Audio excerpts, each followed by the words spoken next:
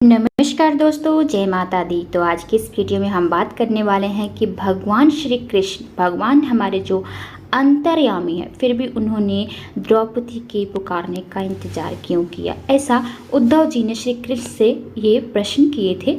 तो आज इस वीडियो में हम इस बारे में चर्चा करेंगे। महाभारत में धूतक्रीड़ा के समय युधिष्ठिर ने द्रौपदी को दांव पर लगा दिया और दुर्योधन की ओर से मामा शकुनी ने द्रौपदी को जीत लिया। उस समय दुशासन द्रौपदी को बालों से पकड़कर घसीटते हुए सभा में ले आया। जब वहां द्रौपदी का अपमान हो रहा था, तब भीष्म पितामह, द्रोणाचार्य और विदुर जैसे न्यायकर्ता और महान लोग भी बैठे थे। लेकिन वहां मौजूद सभी बड़े दिग्गज मुंह झुकाए बैठे रह गए। द्रौपदी को घसीट कर लाया जा रहा था, तब तक भी द्रौपदी को यह भान नहीं था कि मेरा चीरहरण होने वाला है। जब दुशासन ने भरी सभा में द्रौपदी की साड़ी उतारने के लिए कहा, तब द्रौपदी को इस बात का एहसास हुआ कि संकट बड़ा है। उस वक्त उसने अपने सबसे प्रिय सखा भगवान श्री कृष्ण का नाम पुकारा, हरि हरि अभ्यम कृष्णा अभ्यम। उद्धव गीता या उद्धव भागवत में श्री कृष्ण के सखा उद्धव उनसे इस संबंध में कई सवाल करते हैं। तो चलिए इन सवाल के बारे में जानते हैं। उद्धव जी कहते हैं, हे कृष्ण, आप पांडव के आत्मीय प्रिय मित्र थे। आजाद बांधव के रूप में उन्होंने सदा आप पर पूरा भरोसा किया। कृष्ण, आप महान ज्ञानी हैं। आप भूत, वर्तमान व भविष्य के ज्ञाता हैं। किंतु आपने सच्चे मित्र की जो परिभाषा दी है, क्या आपको नहीं लगता है कि आपने उस परिभाषा के अनुसार कार्य नहीं किया? आपने धर्मराज युधिष्ठिर को धूत जुआ खेलने से रोका क्यों नहीं? चलो ठीक है, आपने उन्हें नहीं रोका, लेकिन आपने भाग्य को भी धर्मराज के पक्ष में भी नहीं मोड़ा। आप चाहते थे युधिष्ठिर जीत सकते थे। आप कम से कम उन्हें धन, राज्य और यहाँ तक कि खुद को हारने के बाद तो रोक सकते थे। इसके बाद जब उन्होंने अपने भाइयों को दांव पर लगाना शुरू किया, तब तो आप सभा कक्ष में पहुंच सकते थे। आपने वह भी नहीं किया। उसके बाद जब दुर्योधन ने पांडव को सदैव अच्छी किस्मत वाला बताते हुए द्रौपदी को दांव पर लगाने को प्रेरित किया और जीतने पर हारा हुआ सब कुछ वापस कर देने का लालच दिया, कम से कम तब तो आप हस्तक्षेप कर ही सकते थे। अपनी दिव्य शक्ति के द्वारा आप पासे के धर्मराज के अनुकूल कर सकते थे।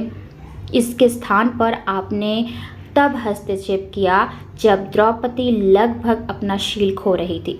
तब आपने उसे वस्त्र देकर द्रौपदी के शील को बचाने का दावा किया।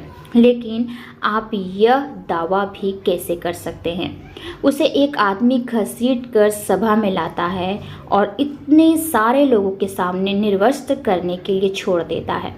एक महिला का शील क्या बचा? आपने क्या बचाया? अगर आपने संकट के समय में अपनों की सहायता नहीं की, तो आपको आपाद बांधव कैसे कहा जा सकता है? बताइए, आपने संकट के समय में सहायता नहीं की तो क्या फायदा? क्या यही धर्म है? इन प्रश्नों को पूछते पूछते उद्धव जी का गला रुंध गया और उनकी आंखों में आंसू बहने लगे।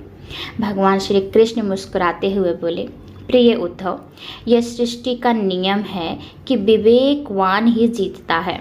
उस समय दुर्योधन के पास विवेक था, धर्मराज के पास नहीं। यही कारण रहा कि धर्मराज पराजित हुए। उद्धव को हैरान परेशान देखकर कृष्ण जी आगे बोले, दुर्योधन के पास जुआ खेलने के लिए पैसा और धन तो बहुत था, लेकिन उसे पासों का खेल खेलना नहीं आता था। इसलिए उसने अपने मामा शकुनी का धूतक्रीड़ा के लिए उपयोग किया। यही विवेक है। धर्मराज भी इसी प्रकार सोच सकते थे और अपने चचेरे भाई से पेशकश कर सकते थे कि उनकी तरफ से मैं खेलूं।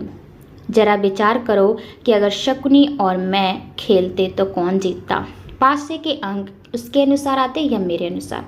चलो इस बात को जाने दो, उन्होंने मुझे खेल में शामिल नहीं किया। इस बात के लिए उन्हें क्षमा किया जा सकता है, लेकिन उन्होंने विवेक शून्यता से एक और बड़ी गलती की, और वह यह कि उन्होंने मुझसे प्रार्थना की कि मैं तब तक सभा कक्ष में ना आऊं जब तक कि मुझे बुलाया ना जाए। क्योंकि वे अपने दुर्भाग्य से खेल मुझसे छुप कर खेलना चाहते थे। वे नहीं चाहते थे कि मुझे मालूम पड़े कि वे जुआ खेल रहे हैं। इस प्रकार उन्होंने मुझे अपनी प्रार्थना से बांध दिया। मुझे सभा कक्ष में आने की अनुमति नहीं थी।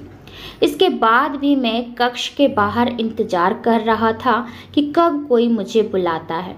भीम, अर्जुन, नकुल और सहदेव सब मुझे भूल गए। बस अपने भाग्य और दुर्योधन को कोसते रहे। अपने भाई के आदेश पर जब दुशासन द्रौपदी को बाल पकड़कर घसीटता हुआ सभा कक्ष में लाया, द्रौपदी अपनी सामर्थ्य के अनुसार झूलती रही, तब भी उसने मुझे नहीं पुकारा। उसकी बुद्धि तब जागृत हुई जब दुशासन ने उसे निर्वस्त्र करना प्रारंभ किया। जब उसने स्वयं पर निर्भरता छोड़कर हरि हरि अभ्यम कृष्णा अभ्यम की गुहार लगाई, तब मुझे उसके शील की रक्षा का अवसर मिला।